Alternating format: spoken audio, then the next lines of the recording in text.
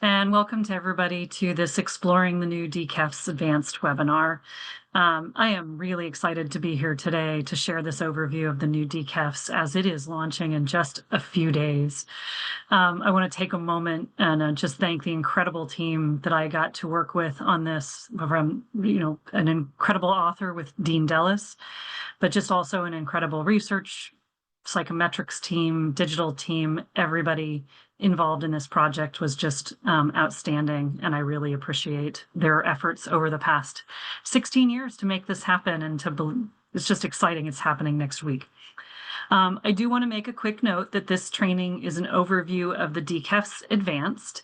It is not Go Deep, so if you want deeper training on the individual tests, that will be available later, probably just a few weeks to months away. Also, if you are new to Q Interactive or could just use some tips and tricks on Q Interactive, I also recommend that you attend an Introduction to Q Interactive training as a follow-up to this one. And with that, we'll get started.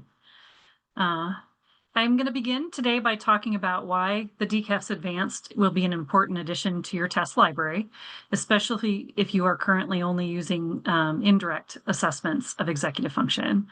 Then I will briefly discuss the development goals that drove the D-KEFS Advanced development, including why it was developed as a fully digital instrument. And I will then briefly introduce each of the 6 tests included in the D-KEFS Advanced. The first question you may ask when attending this is, why should I add this to my assessment library? So just as a reminder, the role of executive functioning is pretty ubiquitous to our life. It touches nearly all aspects of our life and can't be overstated how important it is. Executive functioning skills are the cognitive abilities that allow us to plan and manage our everyday tasks, allocate our attention and focus on our work tasks or our academic tasks or our life tasks, and to adapt to situations as they are unfolding. Executive functions include things like inhibition, working memory, cognitive flexibility, as I mentioned, planning, initiation, multitasking, and self-monitoring. These are all skills that we use every day in our lives. Assessing executive functioning skills is critical as they are fundamental to our daily lives, our academic and vocational success, and our overall well-being. So understanding an individual's strengths and weaknesses in executive functions allows us to develop more personalized strategies to improve people's lives. Many of the current direct assessments of executive function are relatively old, with normative data that can be several decades old. While they still yield valid interpreter results, they don't harness some of the new digital capabilities that have arisen with our digital interfaces that we now use daily. According to recent practice surveys, the most commonly used instrument in the assessment of executive functions is the brief rating scale, which is a rating scale that covers many of the domains of executive functions. Rating scales are essential for capturing those behaviors that are difficult to see in a testing session or that occur infrequently but are quite disruptive. So in particular, they're good at capturing hot executive functions, those executive functions that are related to behavior or emotional control. However, direct measures of executive function are essential to assess cold executive function. So direct assessment in a test session of these functions is really imperative.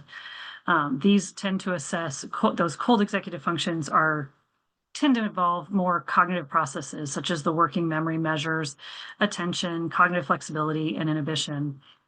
And while they can have some emotional or motivational component, that tends to be relatively small in relation to the task. So the fully digital D-KEFS Advanced is administered via the Q Interactive platform. It is a direct measure of executive functions and includes 6 independent tests that assess different aspects of executive function. It is important to note that they are independent, so you can use them as needed for a particular referral. So you don't have to give all 6 together. You can use the one that makes sense for the particular client that you are working with. I am going to go into more detail on each of these later in the presentation, but do want to kind of introduce the tests right now. So the 6 tests in the D-KEFS Advanced are the trail making, verbal fluency, color word interference, tower, social sorting, and risk reward decision tests. The D-KEFS Advanced is normed on individuals ages 8 to 90, so it covers both children and adults. 5 of the tests cover that entire age range, while the risk reward decision test is available for adults 19 to 90 only. The individual tests take on average between 5 and 18 minutes to administer, depending on the age and the ability of the individual, and also what conditions you might be administering within each of those tests. The tests with those longer administration times tend to have more conditions, and some of those conditions are not required. All 6 tests produce a score report that includes both the core and process scores and the option of age and education norms. So they also provide all the raw scores. The D-KEFS retains some of the features of the original D-KEFS, including numerous core and process scores collected within a single unified normative sample. I laugh because we love our scores on the D-KEFS. There are a lot of them.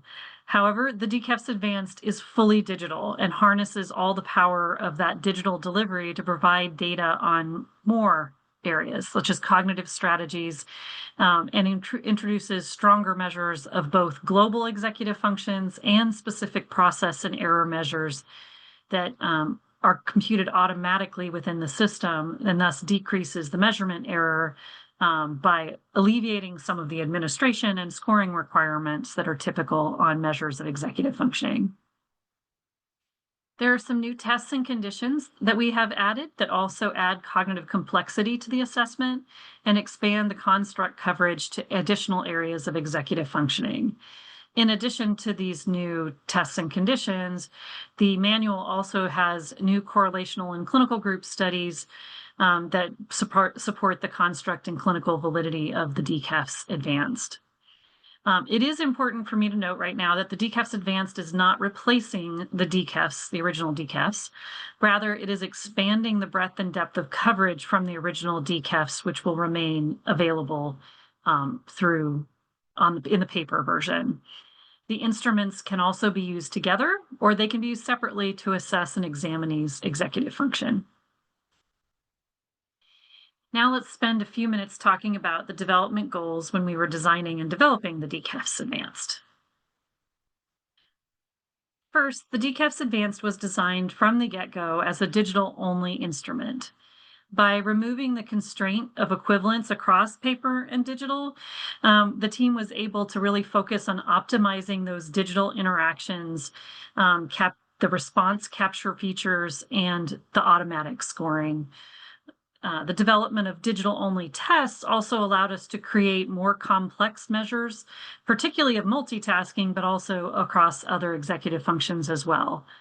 Because the digital interactions often require less test time, the test design also worked on enhancing the assessment across all ability levels, with a focus on developing tests that were more sensitive to subtle declines in high-functioning individuals, but also retaining the conditions across the board to assess the basic executive functions and the fundamental cognitive abilities that are often part of those tests. This digital format also enabled precise response capture, particularly for time variables, which allowed for new process scores, including measures that describe the examinee's strategies in approaching a task, the types and frequency of errors that are made, and the processes that they utilize to complete a task, as well as incorporating new measures comparing performance across speed and accuracy. And I'll show you an example of that in a few minutes. Many of the responses are captured automatically, which also minimizes the response capture errors or the failure to detect an error, like on trail making, missing an error, and then having data that you can't utilize. An additional benefit in the digital interface, which was actually quite fun throughout the development process, was the increased engagement of examinees. In using both auditory and visual stimuli and feedback, the tests actually optimized the time spent in assessing executive functions and allowed for more behavioral observations and less time on very detailed administration instructions. The lengthy corrective feedback that often accompanies executive function tests has been replaced with relatively quick visual and auditory feedback that's delivered by the system instead of the examiner.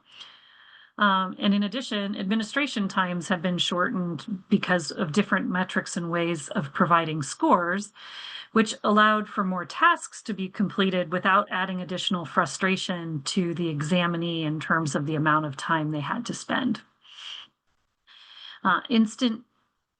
All of these things helped enhance reliability and validity as the examinee just continues to remain engaged throughout the interaction. The second area that we really focused on was expanding the construct coverage of the D-KEFS tools.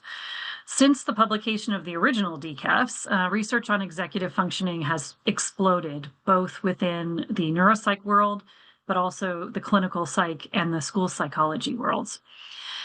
Executive functioning encompasses such a complex array of skills that which really requires a comprehensive measure to delineate those skills within our assessments. So the original D-KEFS has proven to be a valuable tool, and the D-KEFS Advanced provides new measures that can complement those measures in the original D-KEFS. The print version, again, as I mentioned earlier, of the original D-KEFS will remain available alongside the new digital D-KEFS Advanced tests. Together, the D-KEFS and D-KEFS Advanced now provide 15 tests that measure a broad range of both verbal and nonverbal executive functions. 2 new tests that we've introduced in the D-KEFS expand that construct coverage of executive functioning. The first is the social sorting test, which incorporates the assessment of social cognition, including facial and affect recognition, into the evaluation of executive functions.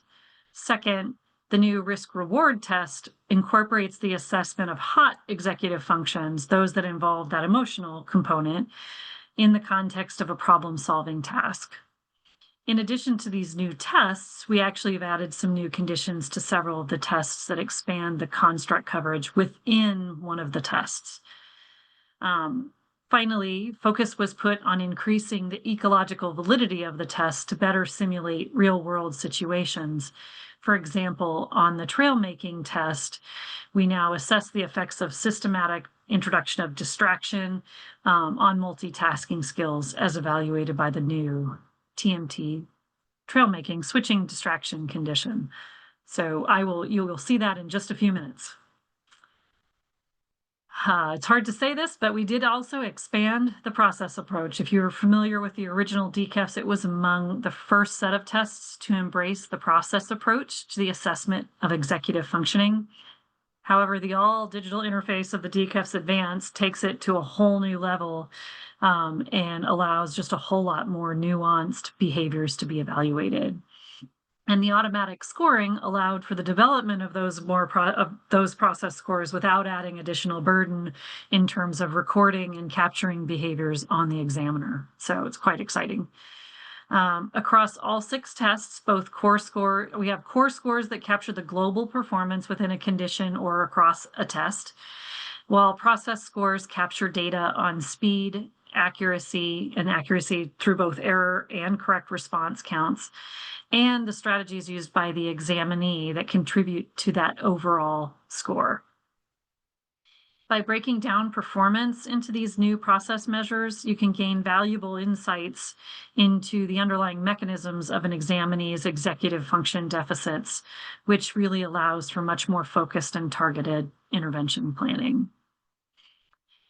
Just as an example of that, the multitasking involves several executive function components for effective performance. It includes inhibiting behavior, responding in a way that is not appropriate for the current test. It involves working memory. It also involves cognitive shifting back and forth. So on the D-KEFS Advanced Trail Making test, We now have 3 measures of multitasking that really enhance each of these 3 areas. We have the classic letter switching condition and 2 new conditions. We have switching distraction and switching working memory. Don't worry, I'm going to describe these more in depth and with visuals in a little bit. But number letter switching really gets at all of those basic features: the cognitive shifting, the multitasking, and the inhibition, and the working memory.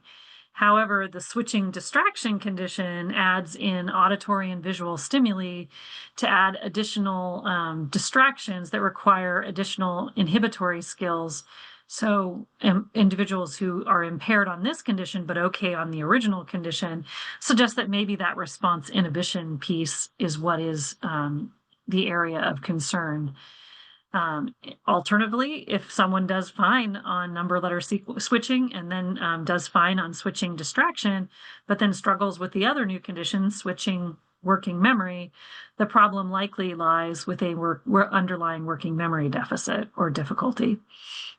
These differences between these can help you guide and develop more effective interventions to some of these executive functioning difficulties. A fourth development goal was to improve the reliability, validity, and sensitivity of the measures in the D-KEFS Advanced. Due to the nature of executive function tests, reliability estimates for these tests are not always easiest to interpret. D-KEFS Advanced tests are frequently multidimensional, with early tasks measuring more baseline type activities and abilities, which are also incorporated into later tasks, which add more complex skills and ability requirements. Many of the measures involve speed, and others have items that are interdependent or highly skewed, such as error scores. So reliability estimates frequently on this require test-retest correlations, which are known to be lower than internal consistency measures. However, despite these challenges, the reliability estimates are generally good for the D-KEFS Advanced tests and scores, and are consistent with or higher than similar measures out there, including those on the original D-KEFS.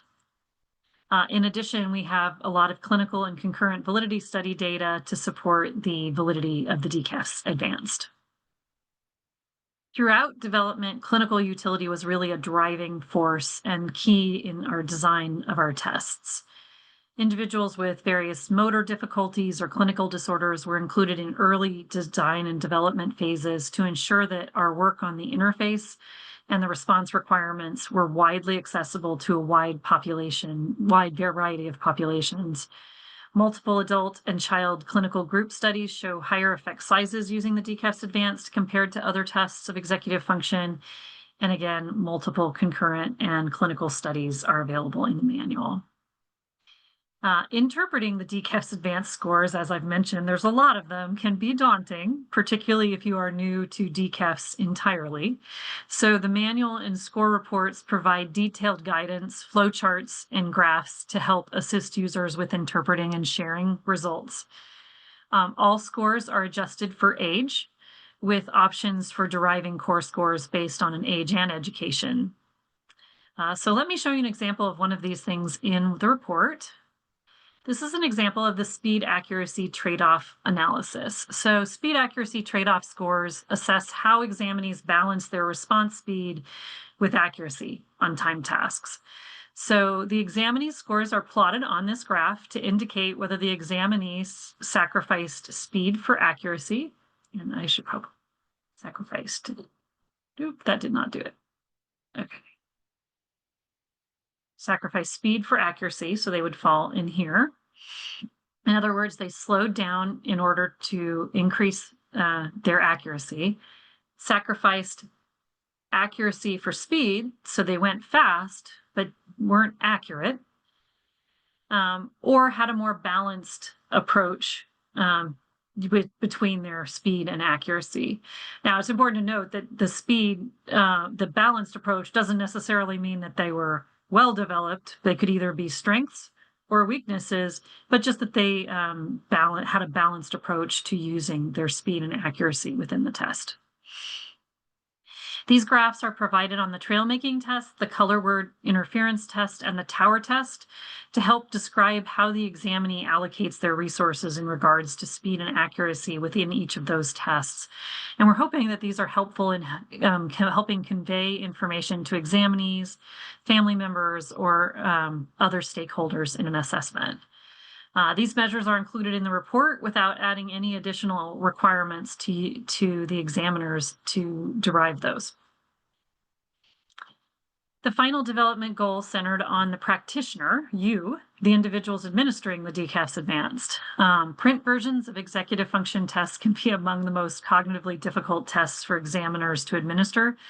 I think probably any of us who do that on a regular basis can readily identify difficulties around getting those correct. They often require juggling several pieces of equipment like a tower and discs, as well as a record form, stimulus book, a stopwatch, or a timing device, and a pencil to record responses, which often have multiple aspects to capture. If you've administered the original D-KEFS, you know how hard that is to administer and capture responses accurately while continuing to maintain rapport and responding to examinees' changing needs. Because Q Interactive uses only two iPads, the practitioner iPad and a client iPad, you can place less focus on the test administration and pay more attention to the examinee and how they're interacting. Some features on the practitioner device also ease test administration and scoring with directions and other administration features in one place and most scoring done automatically.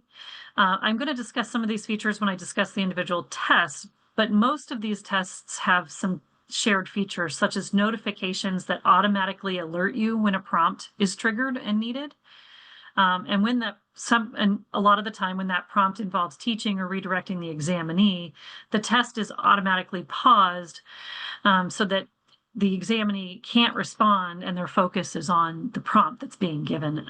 In addition, automatic capturing of responses, including the time, the moves, the errors, and then a continuous display on the side of the examinee's performance are provided throughout the tests.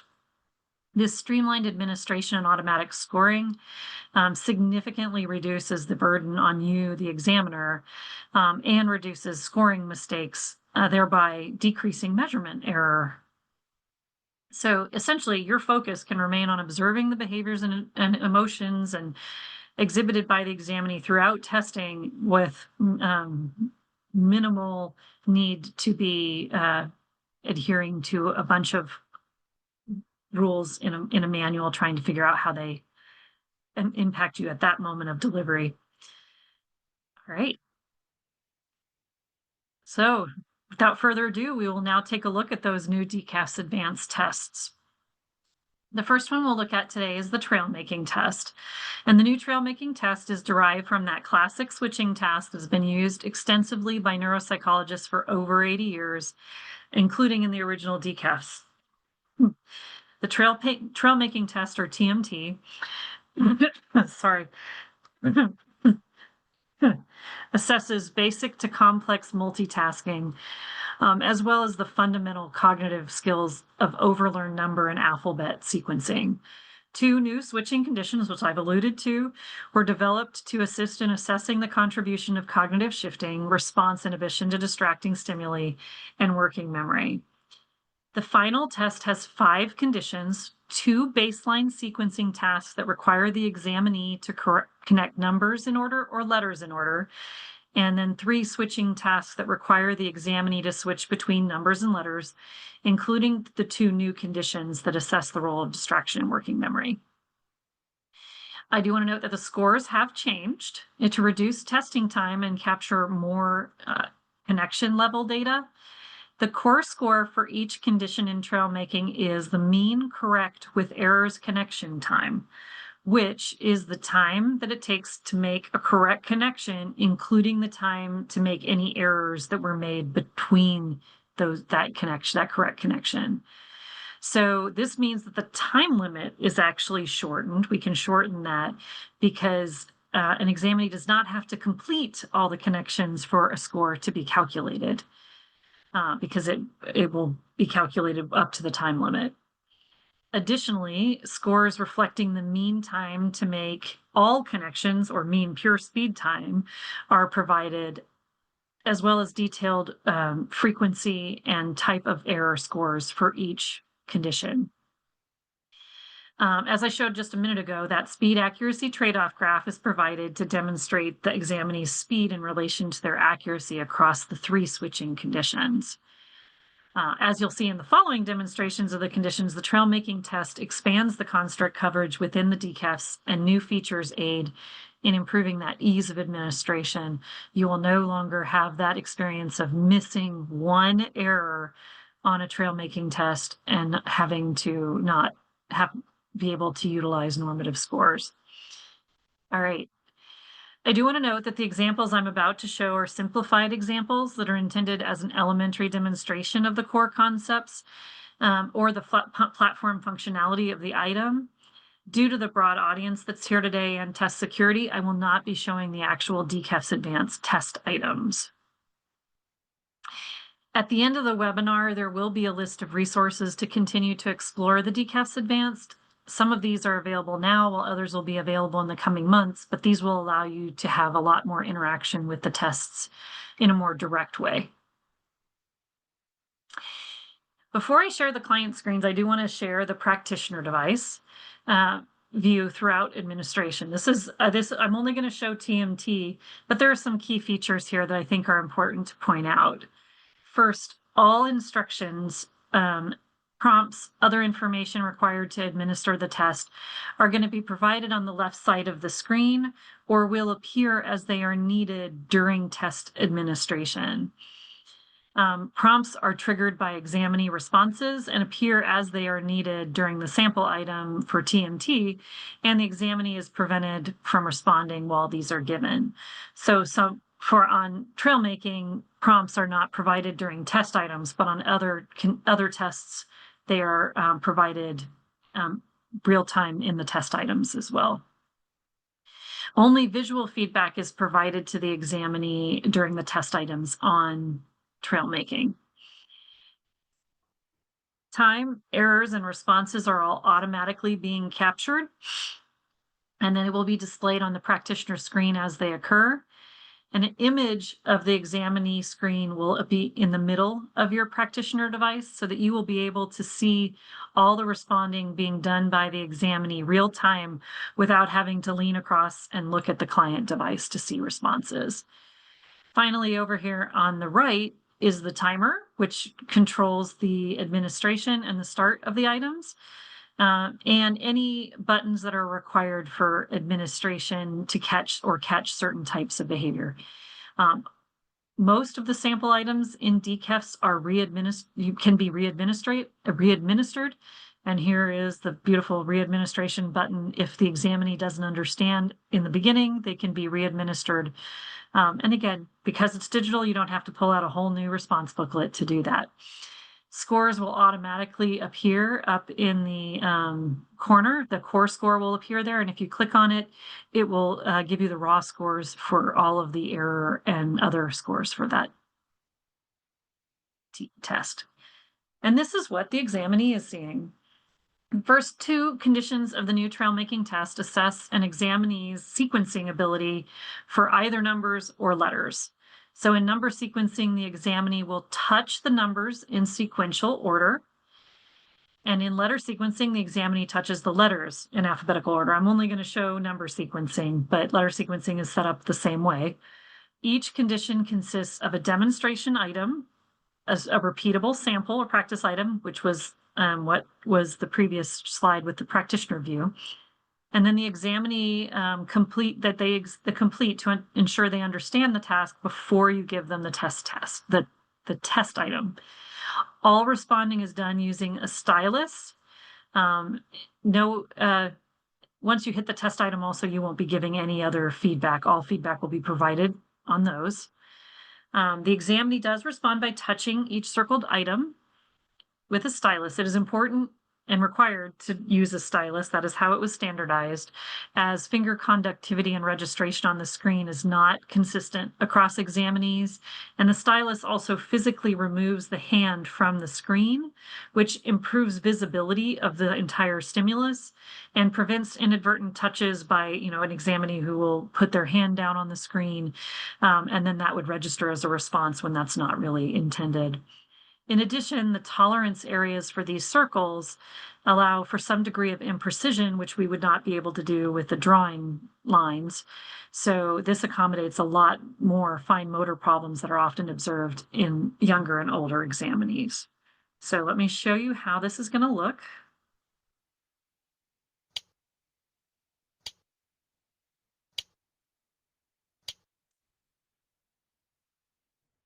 In the video, you could also hear the clicking sound, and you saw the circles change color as the examinee responds. So the examinee gets both auditory and visual feedback that their responses have registered on the system. In that first video, the examinee completed the task without making any mistakes. I also want to show you the visual feedback that occurs when a mistake is made.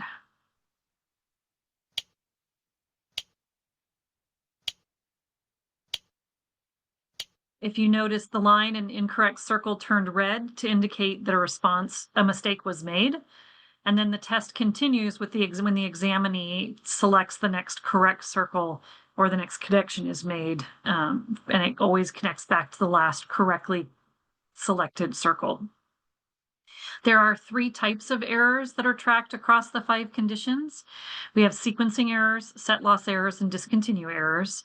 Sequencing errors occur when the examinee responds in non-alphabetical or non-numerical order, for example, on number sequencing connecting 2 to 4.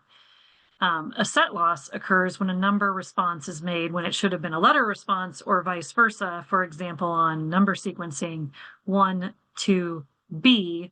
B would be a set loss error.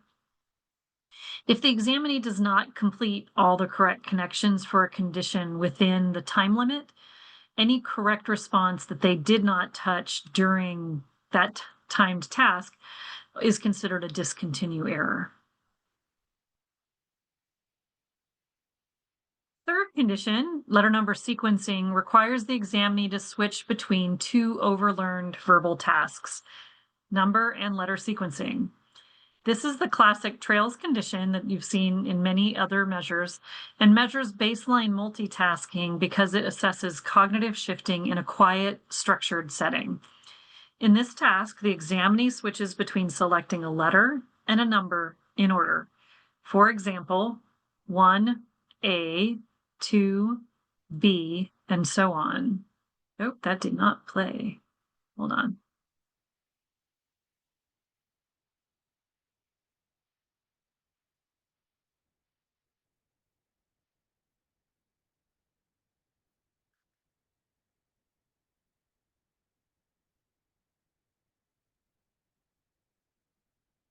Here we go.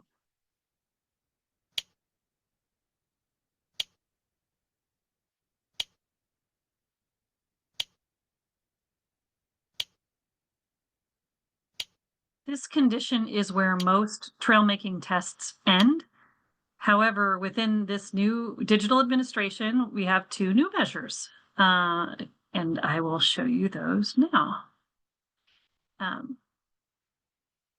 One thing to call out, is after this switching condition, you may think that you do not need to administer any further switching conditions. Because the 3 switching conditions may not be needed to address a particular clinical question, following both the number letter switching condition and the switching distraction condition, the examinee's earned core scores are displayed, and you may then select whether you want to continue with administration of the next condition or discontinue the test. And those are the normed scores that appear for you in that decision. And now we have switching distraction, and this one is only possible in digital. In this condition, distracting auditory and visual stimuli are presented during the task.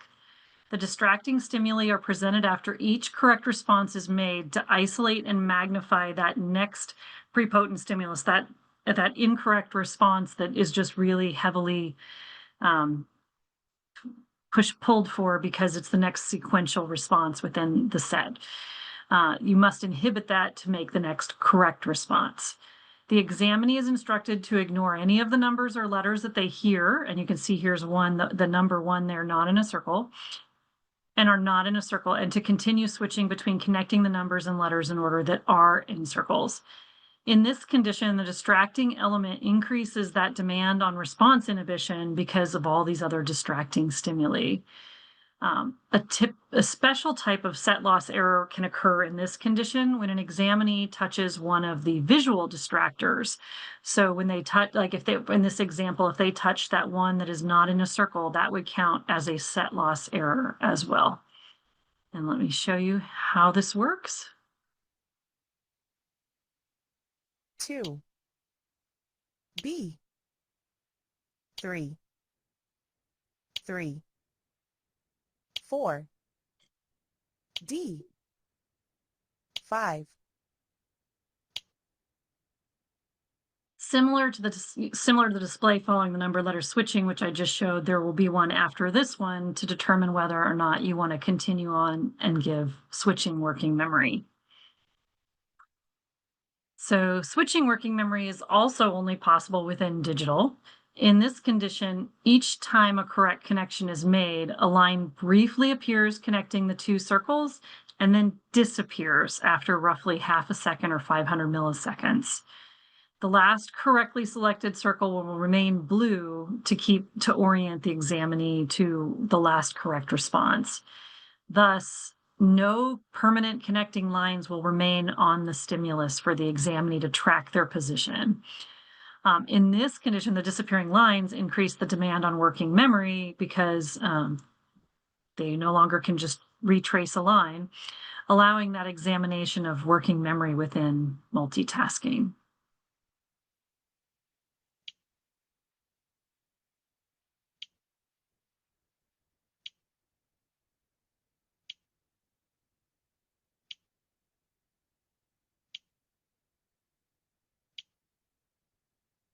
Now, this didn't show it in this demo, and we'll update that for later demos.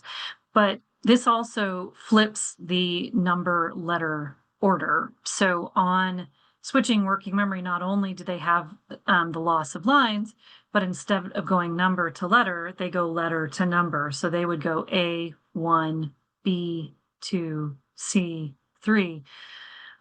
Which for those of us who have been giving the classic trails condition for a long time is kind of mind bending, but also their practice over two tasks to get there, it builds on kind of having to inhibit that learned as well. Another report feature that's going to be there for all of the tests and is help with interpretation is this hierarchical processes flowchart. In this score report, a hierarchical summary is provided that includes the examinee's core scores for the 5 conditions, and ties them to kind of where they fall within the hierarchy of skills required to complete the task. So that number sequencing and letter sequencing tasks really involve baseline skills that are required for the other ones. So they include visual and verbal processing speed, motor speed, visual scanning. But then when you get into number letter sequencing, you're getting into some of the baseline multitasking. So we're now adding cognitive shifting, inhibition of responses to prepotent stimuli, and that working memory component. And then in that third tier, those are split apart so you can look more closely at that inhibition piece and that verbal working memory. And this just ties it nicely together in the report for you.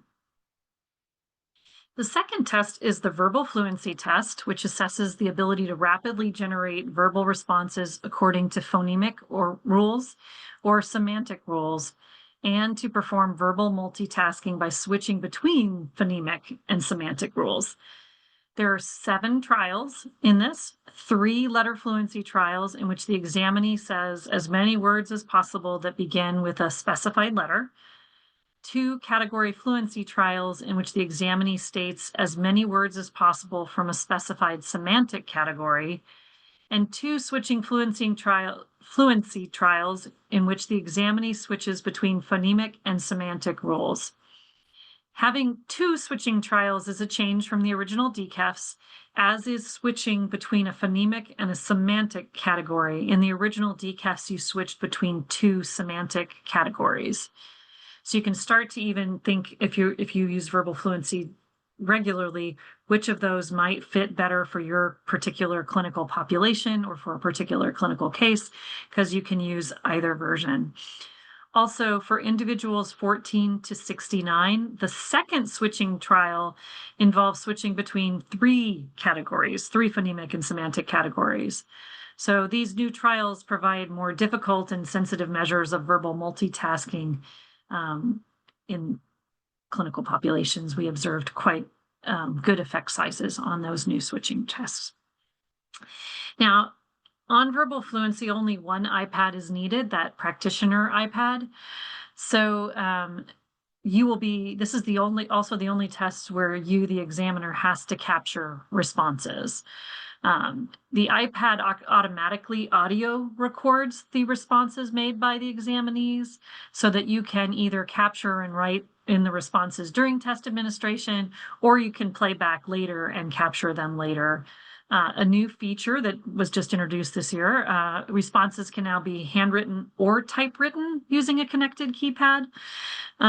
So this is an example here of a completed letter fluency trial. So you can see what you would need to do for this for scoring is simply code whether each response is correct, is a repetition or an exact repeat of a previously said word, in this case, fall and fall, or whether something is a set loss error. A set loss is any response that violates any of the rules given for that particular condition. In the letter fluency trials, the numbers are not allowed as responses, and that is told to the examinee in the instructions. And so 4 here would be a set loss. There is a unique prompt in verbal fluency, and because responses are not being captured real time, this is one prompt that you need to remember to give. So anytime an examinee makes 3 errors in a row, you would hit the 3-error button, and the specific prompt, and these are all for the particular trial that you are on, will display, and you can give that directly, and you also capture that prompt was required and given. This is an example of a completed and scored switching trial. I want to point out that on this one, you do the same scoring of indicating whether it's correct, a repetition, or a set loss. And if you do that initial coding, that will allow the system to automatically calculate the total correct responses. But then you also will be selecting the category from which the response is tied. So this is for the musical instrument R word trial, and you would just select whether they gave a musical instrument, an R word, or a response that didn't fit any of these and is thus just an other response. This categorization that you will do then allows the system to calculate the accurate switches correctly. And so you don't have to worry about going now and categorizing those switches. The system does it automatically. And here is that enhanced hierarchical summary for the verbal fluency test. You will note here that these bottom tier skills are not directly assessed in VFT. So if you see lower scores on these kind of baseline fluency measures, it's probably a good idea to also go and find some tests and administer some tests that measure these fundamental skills that are required. Now we'll move to color word. Color word interference test assesses the ability to inhibit a prepotent or overlearned verbal response to generate a more difficult or conflicting response. This is also commonly known as the Stroop effect, and it also we have an additional condition here that requires engaging in multitasking to switch between identifying the automatic and then the more difficult verbal response. There are 4 conditions in color word interference, 2 baseline conditions that assess fundamental skills, such as basic reading, sustained attention, or verbal processing speed, and 2 higher level conditions that require verbal inhibition and verbal multitasking. The first 2 conditions evaluate the component skills needed to perform those higher level tasks. The color identification condition assesses the ability to rapidly identify the printed names of colors, and the word identification condition assesses the ability to rapidly match printed words. The third condition, inhibition, assesses the traditional Stroop effect, in which the examinee needs to inhibit their automatic reading response to rapidly identify instead the color of the letters, not reading the word. And then in the fourth condition, inhibition switching incorporates a cognitive shifting component into the traditional Stroop task by requiring examinees to switch between identifying the conflicting letter color or the reading or matching the printed word. So for those of you familiar with traditional Stroop tasks, you're probably wondering how we did this digitally. So on the print versions of the various clinical Stroop tests, including the original D-KEFS color word interference test, stimuli are presented typically in several rows on a single page.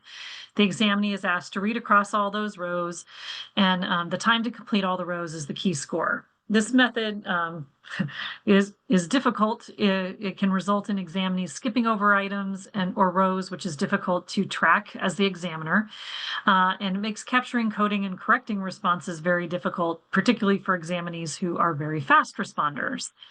So in D-KEFS Advanced, each item is now presented visually. The item is presented on the client device. The item stimulus is shown in a box at the top of the client device, and the 3 response choices are shown in boxes at the bottom. I'll show this in a minute. You don't have to visualize it. The examinee uses the stylus to touch one of those 3 responses at the bottom according to the instructions for the different conditions. Because stimuli, though, are presented individually on the client device, this problem of trying to keep up or figure out where an examinee is on a page is completely eliminated, and measurement error is greatly reduced on this one. Also, as a benefit for individuals with speech articulation or word finding problems, this method is much easier than having to read each word aloud, which is required on other tests. By bypassing that articulation and word finding problems, we actually saw improved floor on these tasks. And it also provides a more direct assessment of that higher level skills instead of the fundamental level that is affected by those abilities. Also, instead of waiting for the examinee to complete every single item, as you do on the reading tasks, a time limit is used instead, and examinees complete as many items as they can within that time limit. A new score is introduced, net correct responses, which is calculated by subtracting the total number of incorrect responses from the total number of correct responses for each condition. Because this measure factors in both correct and incorrect responses, it provides a really good overall score for each condition. Additional process scores provide insight into response time and errors, and a speed accuracy analysis is also provided for color word interference. And now you don't have to visualize anymore. This is what the target stimulus is. So in color word, this target stimulus is shown at the top in a box at the top of the client device, and then the examinee responds by tapping one of these 3 boxes at the bottom. This is color identification, so they simply touch the word that identifies the color at the top. Okay. And although it's not going to be shown in this example, as soon as the examinee responds, it advances to the next item, so there are no self-corrections on color word interference. This is word identification. Again, the target stimulus is at the top, and for this condition, the examinee just rapidly touches the word printed in black letters that matches the word printed in the target box. And in this example, that would be green. On the inhibition task, This is the classic Stroop test. It requires the examinee to rapidly touch the word printed in black letters below that matches the color of the letters on top. So in this example, the word red is printed in blue letters on top. So the examinee touches the word blue on the bottom.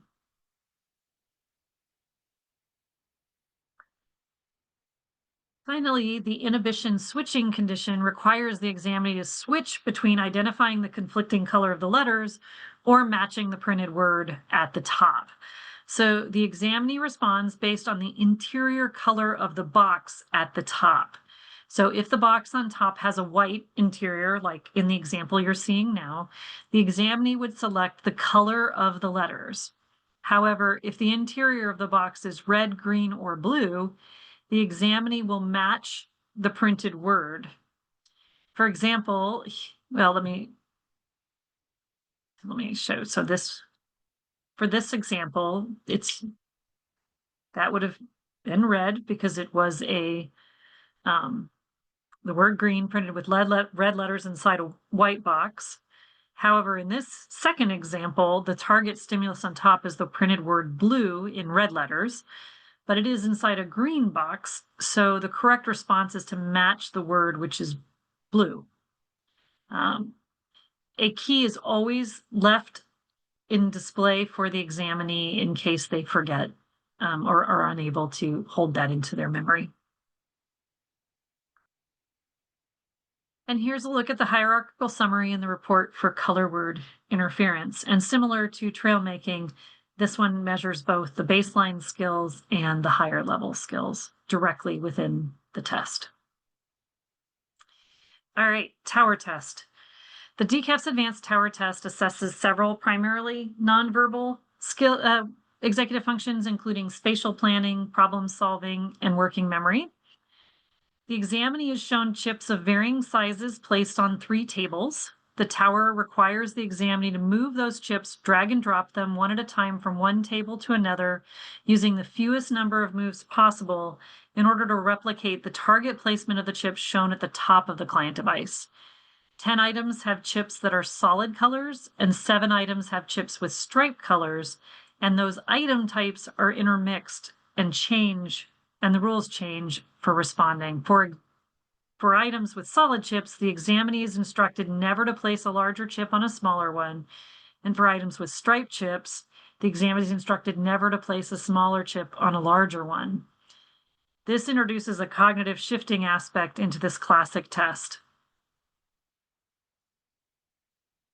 The processing capabilities of the digital platform allowed us to also add a few evaluations of some of the processes that are used, including looking at relative performance on solid chips versus striped chips, looking at the number and type of rule violations. So did they try to move 2 chips, or did they place incorrectly?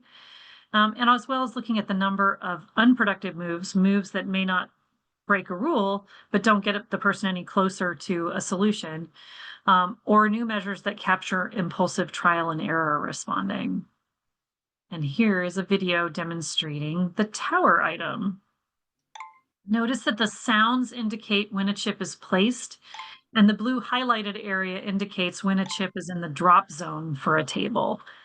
If a chip is released in the highlighted area, it will automatically be placed on the highlighted table.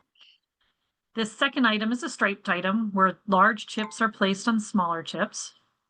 And on that final item, visual feedback for rule violations or moves that do not follow one of the rules was demonstrated. So rule violations are automatically captured and corrected by the system. There's also a hierarchical summary for the tower, but since we don't have separate items for early items or separate scores for early items and late items, this one is just a guide to help interpret scores.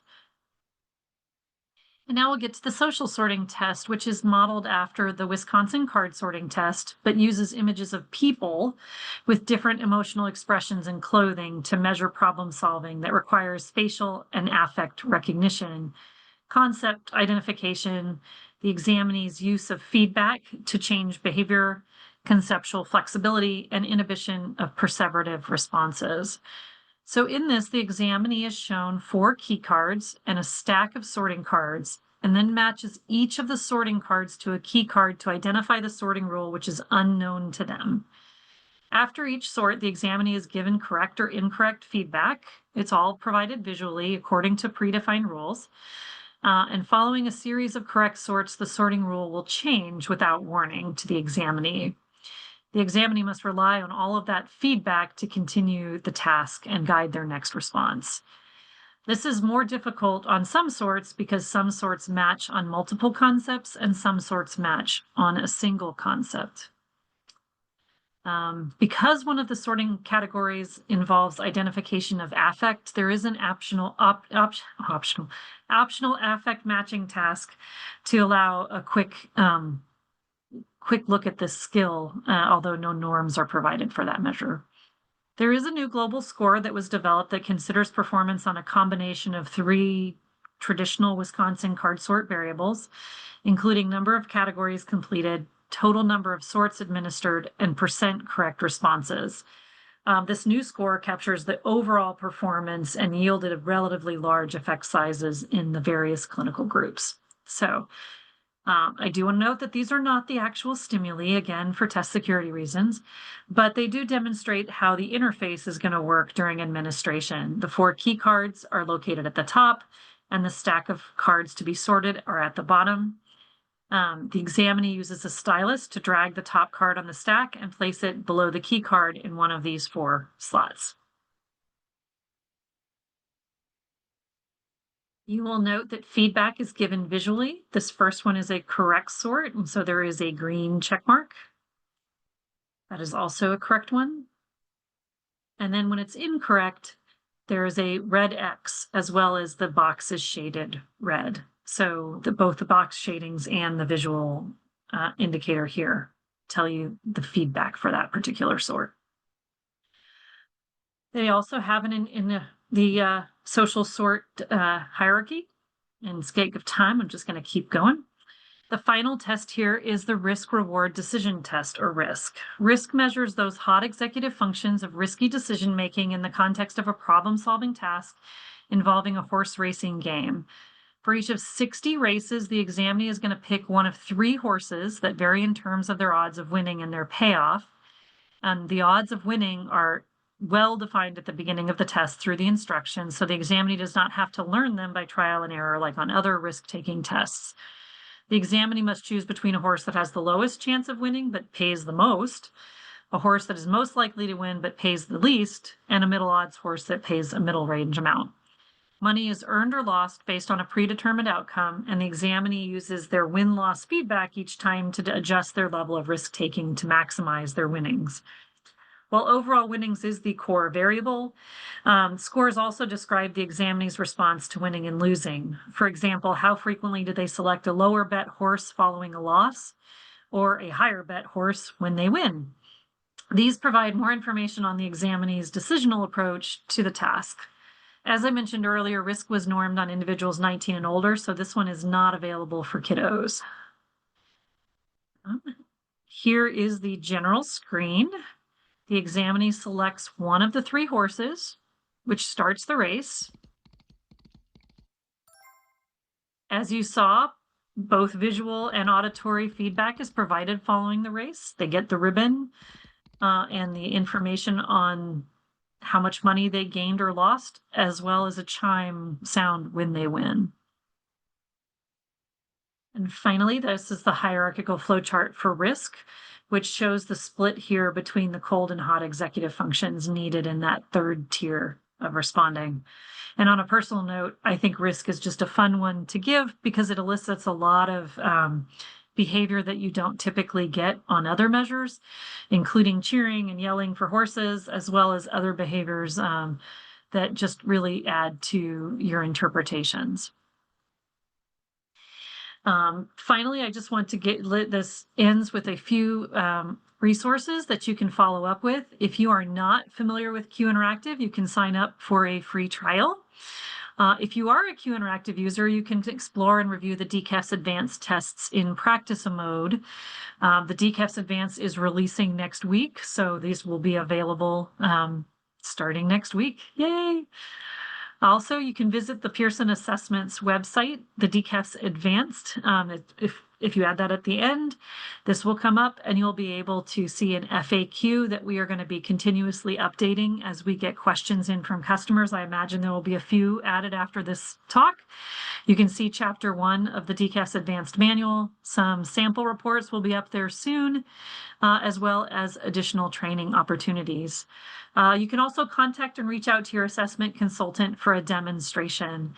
Thank you for being with us today. I hope that this gave you a really good introduction to the D-KEFS Advanced, and I can't wait to hear from customers as you get to use this clinically.